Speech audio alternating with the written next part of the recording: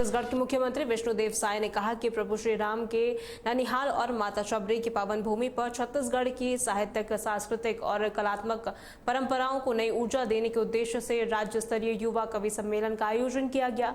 मुख्यमंत्री ने इस कार्यक्रम में कहा कि छत्तीसगढ़ की धरती सदा से साहित्य और सांस्कृतिक की धरा रही है। इसके साथ ही मुख्यमंत्री ने पूर्व संसदीय क्षेत्र रायगढ़ के संगीत सम्राट राजा चक्रधर सिंह को भी श्रद्धापूर्वक स्मरण किया।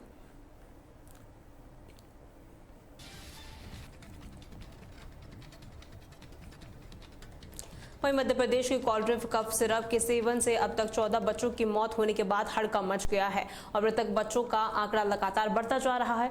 प्रारंभिक जांच में इस कफ सिरप में डाइथिलीन ग्लाइकॉल नामक जहरीले रसायन की मात्रा अधिक होने की पुष्टि हुई है, जिससे बच्चों की किडनी फेल होने की आशंका जताई जा रही है। वहीं इस मामले में कार्रवाई करते हुए शनिवार देर रात पुलिस ने डॉक्टर प्रवीण सोनी को गिरफ्तार कर लिया है। साथ ही राज्य सरकार ने तुरंत कॉलड्रिप कफ सिरप की बिक्री पर पूर्ण तरीके से रोक लगा दी है।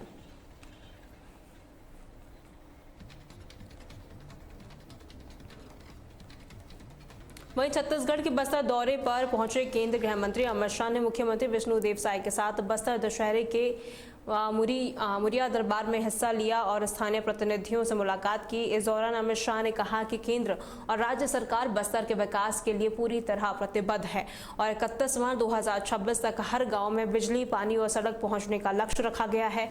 उन्होंने नक्सलवाद के खात्मे को लेकर कहा कि तय समय में ये समाप्त होगा, लेकिन इसके लिए आम जनता का सहयोग बेहद जरूरी है। भाइयों, बहनों, माताओं, आप सभी को मेरा मनपूर्वक प्रणाम। भाइयों बहनों, सबसे पहले सुबह से बारिश के कारण कार्यक्रम देरी से ही शुरू हो रहा। बारिश के बावजूद हजारों की संख्या में बस्तर के मेरे आदिवासी पिछड़ा समाज के, सर्व समाज के भाई बहन यहाँ उपस्थित है। मैं आप सभी को प्रणाम कर मेरी बात की शुरुआत करना चाहता हूँ। भाइयों बहनों, विश्व में सबसे लंबे चलने वाले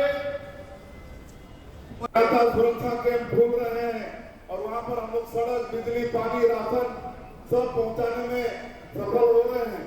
और आज बड़ा सौभाग्य का विषय है कि हमारे छत्तीसगढ़ में माताओं के आर्थिक सशक्तिकरण के लिए जो मातारी बंधन योजना लागू किए हैं, आज माननीय हमारे गृह मंत्री जी के कर कमलों से 70 लाख से ज्यादा माता बहनों के खाते में 606 करोड़ रुपया से ज्यादा उनके खातों में जा रहा है। इसके लिए गृह मंत्री जी वहीं तथ्य की सेवडा विधानसभा से बीजेपी विधायक प्रदीप अग्रवाल एक बार फिर से विवादों के घेरे में आ गए हैं। बता दें, मनोज गुप्ता नाम के शिकायतकर्ता ने पुलिस अधीक्षक को लिखित शिकायत में आरोप लगाया है कि 29 सितंबर की सुबह विधायक प्रदीप अग्रवाल ठाकुर राधा वल्लभ मंदिर पहुंचे और वहां मजदूर लोगों को 5 अक्टूबर तक मंदिर परिसर खाली कराने की धमकी दी। मनोज गुप्ता का कहना है कि उनके परिवार 3 से 4 पीढ़ियों से मंदिर परिसर में वो रह रहे हैं। शिकायतकर्ता के अनुसार विधायक ने धमकी दी है कि अगर मंदिर खाली नहीं किया गया तो वो सामान बाहर फेंक देंगे। साथ ही झूठे मुकदमों में फंसाने की भी धमकी दी गई है। फिलहाल पुलिस पूरे मामले की जांच कर रही है।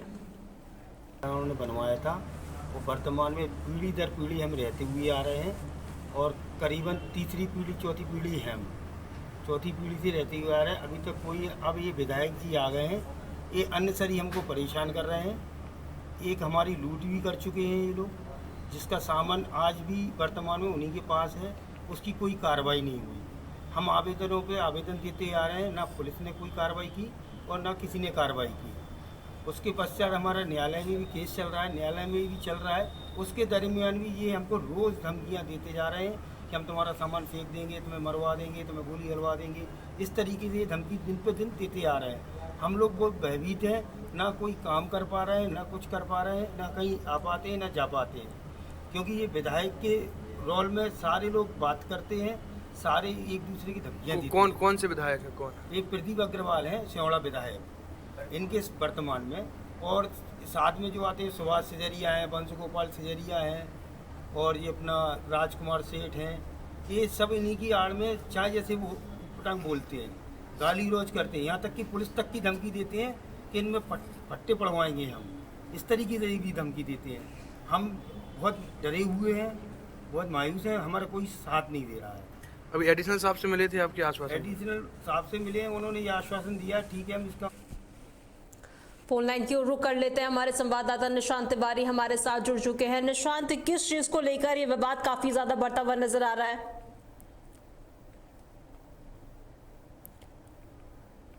निशांत, देखिए कहीं ना कहीं यहाँ पर जो विधायक है उनपे जी, तो वो राधा वल्लभ मंदिर पहुंचे और उन्होंने खाली करवाने के लिए जो मनोज गुप्ता करते हैं वहां पे वो फरियादी हैं, तो उन्होंने ये बताया कि मेरी जो मंदिर में सेवा पानी कर रहे हैं, मेरी 3-4 दशक से ये चल रहा है और प्रदीप अग्रवाल जो भाजपा विधायक हैं वो खाली करने का दबाव बना रहे हैं और काफी दिनों से मुझे धमकियां भी मिल रही हैं खाली करने के लिए और झूठे केस में फंसाने के लिए, ये फरियादी ने बताया है। लेकिन जो भाजपा विधायक है उनसे संपर्क करने की कोशिश की है लेकिन उनसे संपर्क नहीं हो पाया और दतिया पुलिस अधीक्षक जो है उन्होंने जांच का आश्वासन भी दिया। जी निशांत, देखिए फर्जी मुकदमे की बात यहाँ पे की जा रही है, तो ऐसे में क्या सबूत नहीं है और ऐसे में इतनी दबंगई जो है क्यों दिखाई जा रही है? हेलो जी, देखिए पुलिस किस तरीके से जांच कर रही है इस पूरे मामले की? जी, पुलिस का कहना है कि अभी जो सीसीटीवी फुटेज सामने आया है उसके आधार पर इसको जांच किया जाएगा कि ये सीसीटीवी फुटेज में प्रदीप अग्रवाल जी जो दिख रहे हैं उसकी जो ऑडियो है उसको चेक किया जाएगा और उसको जांच के लिए भेज दिया गया है, अभी पुलिस का ये कहना है। जी, और शिकायतकर्ता का क्या कुछ कहना था? जी, शिकायतकर्ता का कहना है कि मुझे काफी समय से धमकियां भी मिल रही हैं, मुझे अल्टीमेटम भी दिया गया है कि 4-5 दिन में अगर मंदिर खाली नहीं किया गया तो अपने 40-50 लोगों को भेजकर मंदिर से आपका सामान बाहर निकलवा दिया जाएगा और आपको मंदिर से बेदखल कर दिया जाएगा। जी जी, बहुत बहुत शुक्रिया निशांत हमारे साथ जुड़ने के लिए।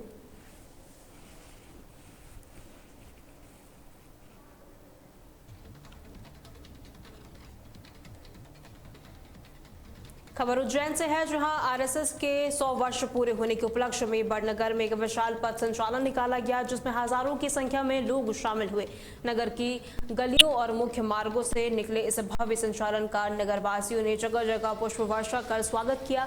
इस दौरान संघ कार्यकर्ता विजय मेहता ने कहा कि यह संचालन केवल संघ का नहीं बल्कि पूरे हिंदू समाज की शोभा यात्रा है जो हिंदू समाज की एकता, अनुशासन और सामूहिक शक्ति का परिचय है। इस अवसर पर हिंदू होने और समाज की एकजुटता का प्रतीक माना गया है जो नगर और आसपास के गांवों के लिए ऐतिहासिक पल साबित हुआ है। इस भारत की आत्मा है और सनातन परंपरा की संवाहक है। जिस तरीके का अनुशासन और राष्ट्र के प्रति जो उनकी विचारधारा है उसे देखकर हम आज उसको नतमस्तक हैं अनुशासन को देखकर। और जो संस्थापक थे हेडगेवार जी, उनकी सोच को हम प्रणाम करते हैं कि एक विचार कितने लंबे समय के बाद भी सतत चलता रहता है।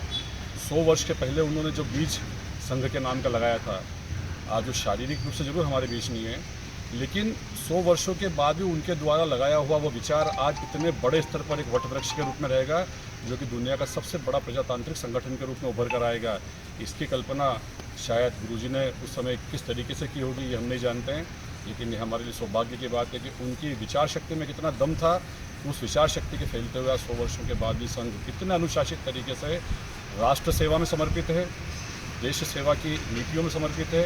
और जितने भी युद्ध हुए हो, चाहे कितनी भी विभीषिकाएं इस देश में आई हो, संघ ने बिना कहे, बिना किसी औपचारिक व्यवस्था के, बिना किसी नाम के अपने काम को करते हुए आज यहाँ तक शिखर तक लेकर आए हैं। और मैं समझता हूँ ये जो इतना लंबा।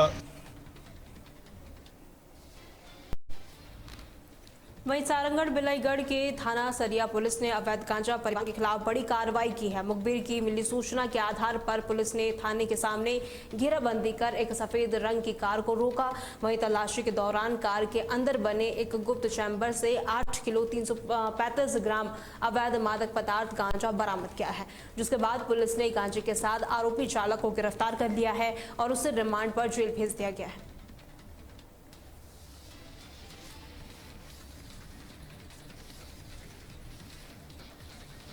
वहीं बस्तर के विश्व प्रसिद्ध बस्तर दशहरा पर्व की एक और महत्वपूर्ण रस्म कुटुंब यात्रा रविवार को स्थानीय महात्मा गांधी स्कूल परिसर के गुड़ी में संपन्न हुई। ये रस्म 75 दिनों तक चलने वाली बस्तर दशहरा पर्व की समाप्ति की ओर इशारा करती है। इस दौरान पूरे बस्तर संभाग के साथ साथ पड़ोसी राज्य ओडिशा और महाराष्ट्र के सीमावर्ती गांवों से पर्व में शामिल हुए हजारों देवी देवताओं के छत्र और डोली को सम्मानित विदा किया गया। वहीं बस्तर राज परिवार के सदस्य श्री कमल चंद भंजदेव ने विधि विधान से पूजा अर्चना कर इन सभी देवी देवताओं को उनके मूल स्थान के लिए विदा किया।